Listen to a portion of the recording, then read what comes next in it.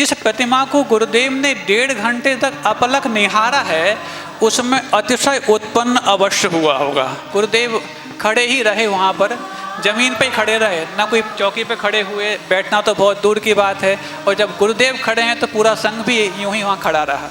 लगातार एक टक उस प्रतिमा को निहारते रहे। शाम को जब विहार हुआ तो वो व्यक्ति अब आ करके कि मेरा बेटा और होने वाली बहू और उन दोनों के मित्र 4 लोग, अभी नई नई गाड़ी हमने खरीदी थी और नई नई गाड़ी खरीदी थी तो भिलाई से वो यहाँ तक आचार्य के दर्शन करने आ रहे थे। और जैसे ही हमने अपना काम वहाँ केशकाल में करा के आप तक लौटना चाहा, फ़ोन आया कि वो उनका मेजर एक्सीडेंट हो गया है।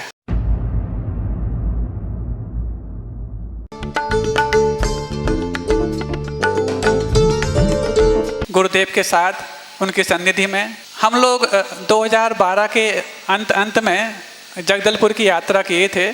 बस्तर वो इलाका है, इसके पहले तक कोई आचार्य महाराज का पदार्पण नहीं हुआ था।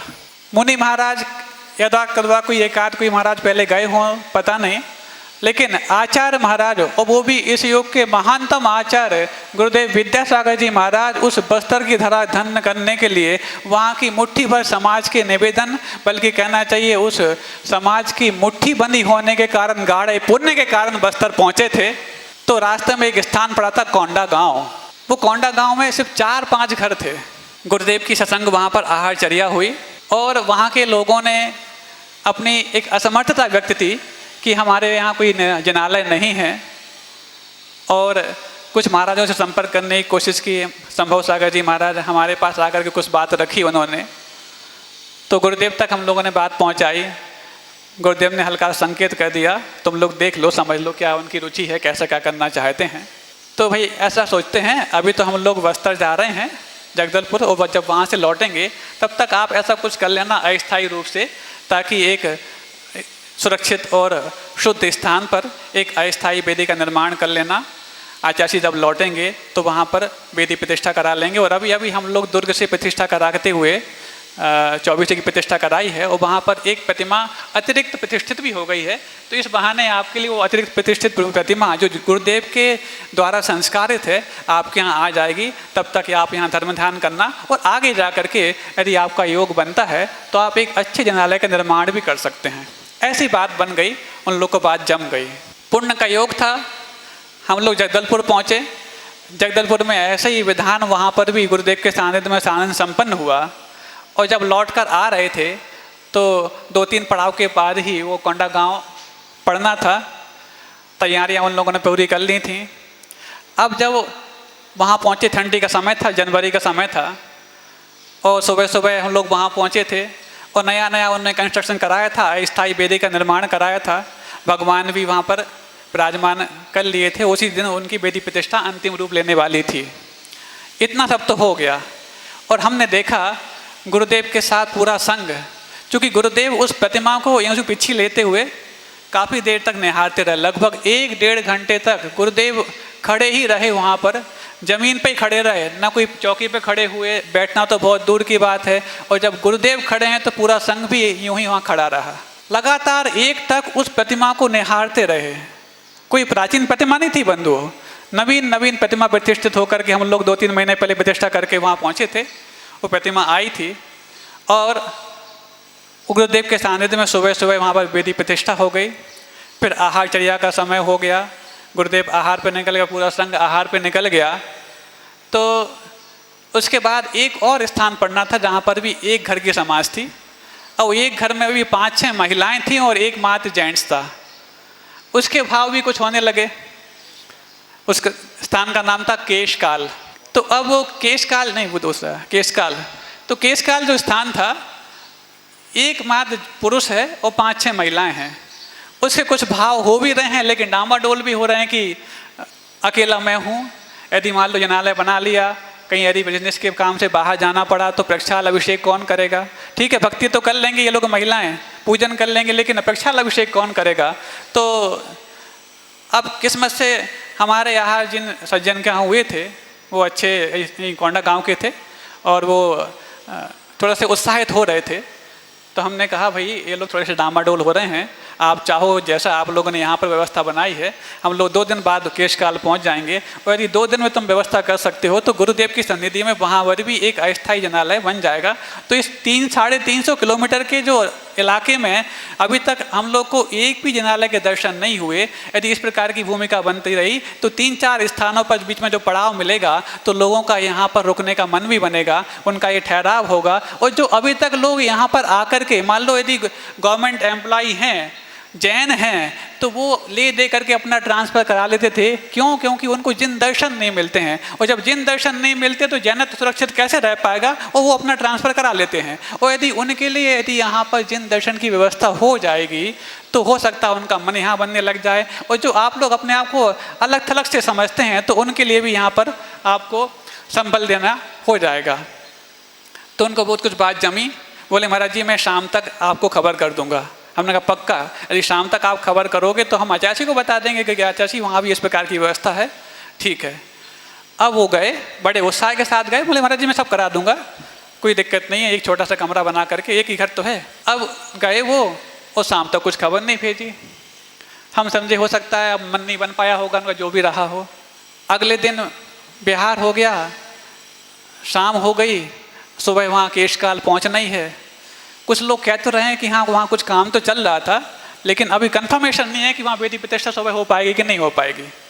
और वो सज्जन जिनसे हमने कहा था वो ना कल पिछले शाम को आए और ना अभी तक आए। हमने कहा ऐसा कैसे?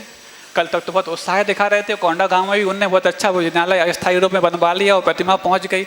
उस समय हमने उनसे कहा था यदि प्रतिमा तो आपने विराजमान यहाँ करा ली कोंडा गाँव में और दुर्ग से प्रतिमा आ गई, लेकिन जो जिस प्रतिमा को गुरुदेव ने 1.5 घंटे तक अपलक निहारा है उसमें अतिशय उत्पन्न अवश्य हुआ होगा। और अब तुमने यहाँ पर प्रतिमा विराजमान कर दी, कोंडा गांव में 5-6 घर हैं वो लोग कर लेंगे, लेकिन यदि तुमने यहाँ पर यदि प्रतिमा विराजमान करवाने के बाद यदि उसकी पूजन आराधन अभिषेक का यदि संकल्प नहीं लिया तो गुरुदेव का जो अतिशय इस प्रतिमा में प्रकट हुआ है, जो हम लोगों ने तो पढ़ा है, अभी तुम पहचान नहीं पाए हो, तो वो अतिशय आपके जीवन में काम कर पाएगा हम नहीं कह सकते। कुछ उनको बात लगी, समझ में आई, तो उन्होंने कहा ठीक महाराज जी ये संकल्प तो मैं ले सकता हूँ कि अभी 2-3 दिन का मुझे काम है और मैं जो लौट कर आऊँगा तो प्रतिदिन इस प्रतिमा के दर्शन, पूजन, अभिषेक और जैसी मेरी आवश्यकता होगी, जो कि वो इंजीनियर साहब थे, गवर्नमेंट एम्प्लॉई थे, आना जाना पड़ता था, जब जब मैं यहाँ रहूँगा तो प्रतिदिन ऐसा करूँगा। और हाँ उनको बात ये जम गई कि जिस प्रतिमा को गुरुदेव ने निहारा है उसमें अतिशय अवश्य प्रकट हुआ होगा। अब ये वाली बात तो कोंडा गांव की थी, जब वो केशकाल पहुँचे तो हमें बताया नहीं उन्होंने कुछ, कल क्या होने वाला है क्या नहीं होने वाला है, और वो निकल गए। अगले दिन हमें पहुंचना है, हम समझे शायद बात नहीं बन पाई होगी क्योंकि अकेला घर वहाँ पर था और कोई बात नहीं जमी होगी तो चले गए होंगे, लेकिन लोगों ने आके बताया कि वहाँ काम तो चल रहा है। और सुबह सुबह जब बस वहाँ पर पहुँचना था 1 घंटे पहले हम लोग को खबर मिली कि नहीं वहाँ पर भी वेदी तैयार है और गुरुदेव के सानिध्य वहाँ भी प्रतिष्ठा होने वाली है। तो वहाँ भी पहुँचे, गुरुदेव के सानिध्य वहाँ भी वेदी प्रतिष्ठा हो गई। 2 स्थान हो गए, एक बीच में सोनार पाल स्थान और पड़ा था, वहाँ पर भी जनालय की भूमिका बन गई। ऐसे 3 स्थानों पर अस्थायी जनालय वहाँ बन गए। अब ये तो हो गया, लेकिन हमें एक बात समझ में नहीं आ पाई कि वो व्यक्ति जिसको हमने कहा था, परसों कहा था ना, परसों उसने कुछ हमारे लिए रिपोर्ट की, कल भी रिपोर्ट नहीं की, और जब उसने काम करा दिया था, अथवा हो सकता है इसने काम नहीं कराया और किसी दूसरे व्यक्ति ने करा दिया इसलिए रिपोर्ट करने में से हिचकिचा रहा हो, तो कम से कम ये तो कह देता महाराज जी हम नहीं, उनने करा दिया, कुछ भी नहीं कहा और आया नहीं। हमने कहा चलो कोई बात नहीं आए तो काम तो हो गया अपना, आगे चलते हैं। और शाम को फिर बिहार हो गया।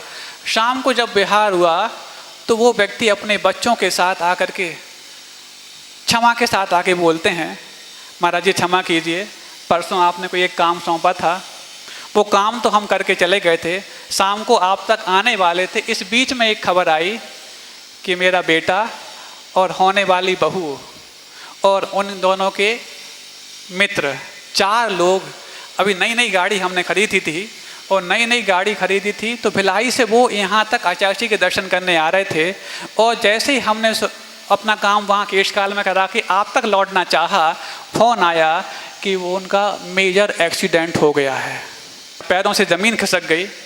आप तक ना पहुँच करके पहले मैं वहाँ गया और भिलाई में जब वो गाड़ी को क्रेन उठा रही थी तो पापड़ जैसी वो गाड़ी बन गई थी।